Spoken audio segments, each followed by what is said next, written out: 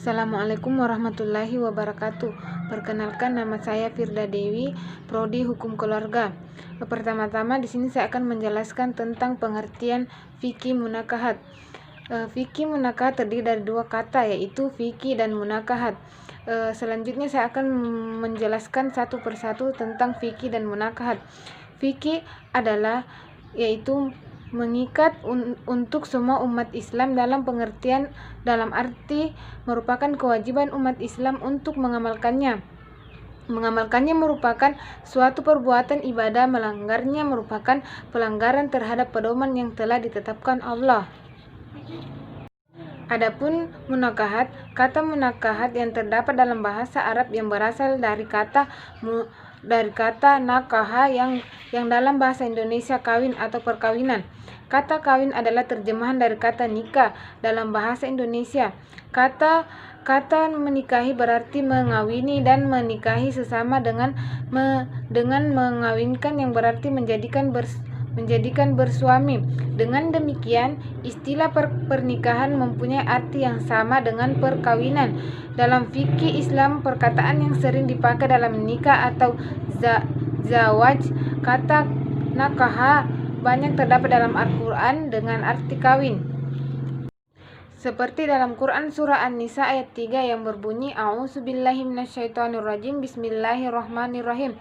Fa in hibtum alla ta'situ fil yatama fankihu ma taba lakum minan nisa'i masna wa sulasa wa ruba. Fa in hibtum alla ta'dilu fawahidatan aw ma malakat salika adana alla ta'ulun.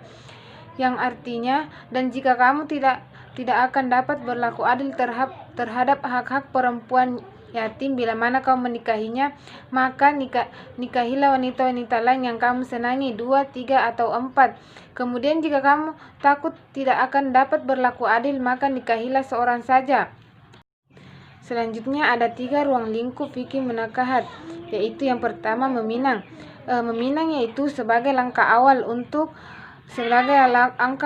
dari pernikahan untuk menentukan dan memilih jodoh yang akan hidup bersama dalam perkawinan. Yang kedua yaitu nikah. Sesudah meminang kita akan masuk proses pernikahan, yaitu masuk kepada bahas perkawinan itu sendiri yang menyangkut rukun dan syaratnya serta hal-hal yang menghalangi perkawinan itu. Yang ketiga, talak. Dalam kehidupan rumah tangga tidak akan terus harmonis. Dalam kehidupan rumah tangga mungkin terjadi satu hal yang tidak dapat diinginkan atau tidak dapat dihindarkan, yang menyebabkan perkawinan itu mungkin tidak dapat dipertahankan. Untuk selanjutnya diatur pula hal-hal yang menyangkut putusnya perkawinan dan akibat-akibatnya.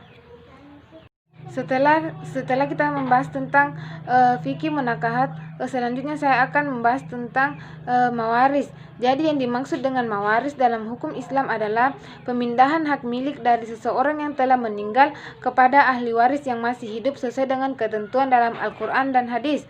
Sedangkan istilah fikih mawaris dimaksud ilmu fikih yang mempelajari siapa-siapa ahli waris yang berhak menerima warisan, siapa yang tidak berhak menerima, serta bagian-bagian tertentu yang diterimanya. Fikih mawaris juga disebut ilmu faraid.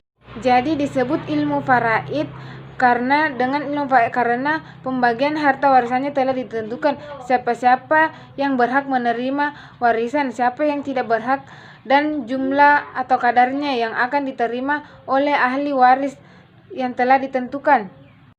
Adapun sumber hukum kewarisan dibahas dalam Quran surah An-Nisa ayat 7 yang berbunyi, A'udzubillahi minasyaitonirrajim, Bismillahirrahmanirrahim. Lirrijali nasibum mimma tarakal walidani wal akrabuna minan nisa'i nasibum mimma tarakal walidani wal akrabuna mimma kalla minhu au kasuran nasibum mafrudo, yang artinya bagi laki-laki ada bagian dari peninggalan ibu bapak dan kerabatnya, dan bagi wanita ada hak bagian pula dari harta peninggalan ibu bapak dan kerabatnya, baik sedikit maupun banyak, menurut bagian yang telah ditetapkan. Selanjutnya saya akan membahas tentang wasiat.